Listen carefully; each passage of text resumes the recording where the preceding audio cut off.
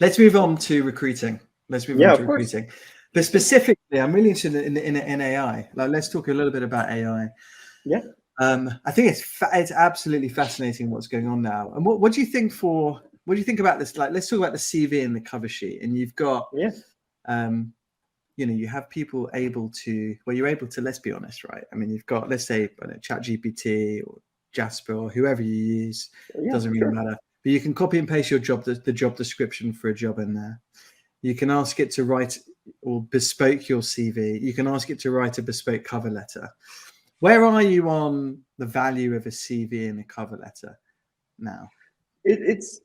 I'll tell you what AI is going to do is AI is going to, at a very high level, right?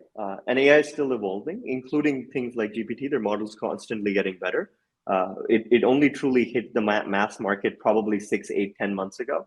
So over the next 3, 4, 5 years, we're gonna see it be far more effective than it is today. Oh yeah. Right. So that's the first thing. It's not about what the tech can do today. It's about what it will be able to do in a year, 2 years, 3 years, 4 years, 5 years.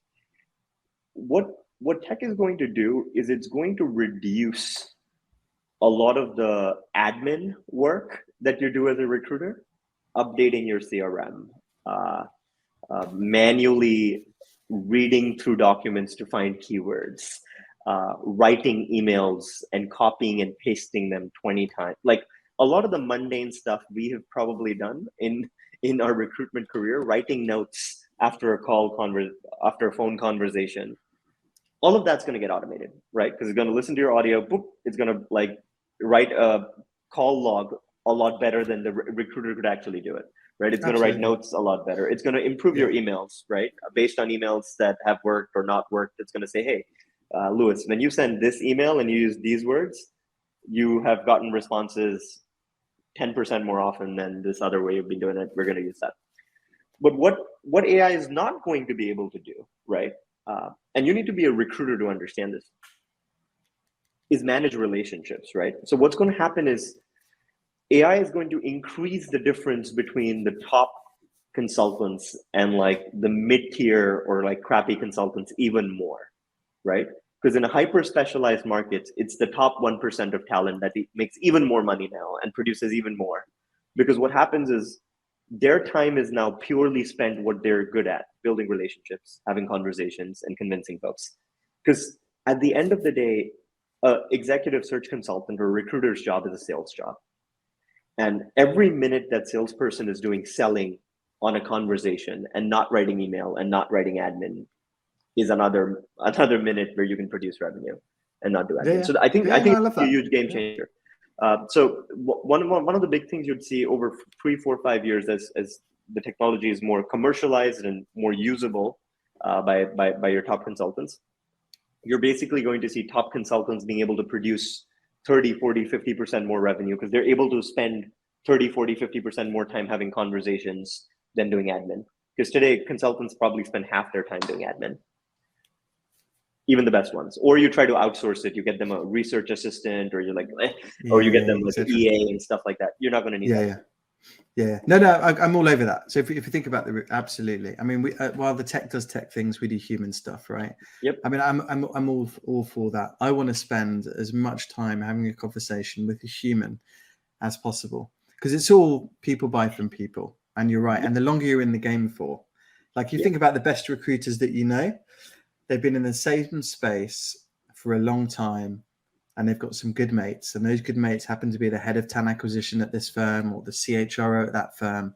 And you can spend, like people like to use people and use their friends and stuff. And I actually have a converging opinion on this. I think search firms, people that are doing mid to high value recruitment, they're going to make more money, right? Because if you're a good consultant, you're going to be able to make more money. People doing blue collar recruitment are going to get slaughtered because the less the work you're doing is about having conversations and the more operational it is, which is basically you're picking up the phone and telling someone to go to a certain place, that's going to get automated. Well, I mean, it's also I agree. I mean, think about those two examples that you gave. So exec searches, you get paid for your time, right? We get paid up front, a third, whatever the structure might be. and they've, you're an extension of their function, and you're the consultant and stuff. The other stuff, the blue collar, if you're in that space, you're a commoditized recruitment consultant. Like, you're not getting paid unless your candidate gets a job. And it's sort of like investment banking, right? In investment banking, you have investment bankers doing IPOs that you can't automate. They have to have conversations with executives. They need to do a roadshow, show the company to a bunch of institutions and get them to buy in and anchor a purchase. That can't get automated, and tech will only help them do more. And then you have traders who are just picking up the phone and making transactions happen. That's going to get automated like hell, because like that job doesn't require a human, right? A machine can do it.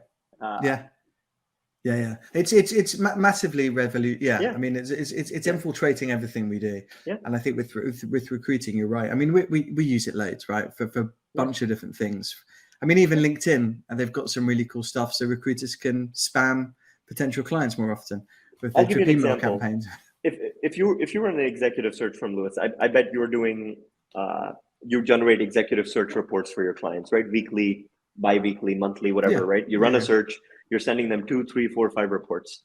For the longest time, and I don't know how you do this at your firm, but for the longest time, firms would have a research assistant, like a full-time employee, whose entire job was basically just making those pretty documents and talking to the consultant, being like, what should I write in this? And the consultant sort of telling them what to write in it. And so you're like a million percent right. Yeah, a million percent right. The time our team spends generating those lists has gone from like, this amount to like, I mean, it's incredible. And they can now spend time speaking with people, which is where our value is, right? It's fascinating, and it's happened so quickly as well. Like so quickly. The way we source, the way we do the reports, the way we, all of these different little time-consuming things. It's massive game changer. Massive. And it frees us up to do the things that we really love, which is having conversations, making friends, talking, all of that kind of stuff. What about let's move on to the recruiting process. So forget the recruiters for a second, and just think about someone applying for a job. So they're applying for a job at your firm, Sean, and they get your job description, and they're like, okay, cool. He's looking for XYZ. Let me put that into my AI, ask it to write me a beautiful cover sheet, and maybe bespoke my CV, and then I can apply to Sean and see if I get the job interview. So that's happening loads now, right? Loads. Then you say, oh wow, this person's amazing, right? What a great cover sheet, an amazing CV. Let's interview them. So then the candidate puts your job description in the AI and says, well, what questions do you think Sean's going to ask me based on the job description that he wrote? And what do you think the model answers that he's going to hear are? And that's also happening a lot. So do we think the CV, resume, the classic interview process is kind of dead now, but people don't want to admit it? What are your kind of thoughts on all of that? It depends. It depends on the role, right? Because the interview itself has a lot of bias, right? So whenever you're doing the interview, you have prejudice based on your life experiences. So when you interview somebody, Lewis, and I interview somebody for the same job, I would care about different things and you would care about different things. So it suddenly becomes very subjective instead of an objective assessment. Now, there are certain roles where you do have an objective assessment, which is like, you're an engineer, you need to do a coding test, and you need to be able to solve X amount of challenges in 7 minutes or 10 minutes or 12 minutes or whatever. And in those cases, I actually think it's fine to use ChatGPT or other tools online, because when you're actually doing your job, you will use those tools. It's like when you're taking a math test, you're allowed to use a calculator, but you need to know what the formulas are and what formula to use when. It's not going to do it for you, right? Because you should be able to use the tools that are available to you to do your job on a day-to-day basis, to do the interview. So I think it's fine. I don't see that being a problem. What needs to happen is the interviewer needs to understand that this is happening, and then adapt the interview to what they care about. Hey, what are the unique things that you can't copy and paste into ChatGPT that we care about while hiring this person? And we hire them, and maybe even test how well they can write prompts, because writing prompts on GPT or similar tools is going to be a skill set of its own. Right. Absolutely. It's as good as the info you put in. Although there are some now that they have the enhance input button, right? So you can write something, enhance it, and but I think you're right. I think you've got to use all tools available to you, and often actually want people with that kind of mindset, right? Who are on the it's front like Google. lines. I remember when I started my career, right? Because I started fairly recently, right? I started working in 2016. It would be cool when you would find someone like an intern or a fresh graduate who could Google really well. Because if someone Googled really well, you were like, hey, this person's able to Google the right things and learn the right things. Now it's upgraded because like you just talk to GPT. So the learning curves have gotten shorter and shorter. And what we're going to see is we're going to slowly see people who are 2, 3, 4 years into the job being able to perform like people 8, 10 years into the job in many cases.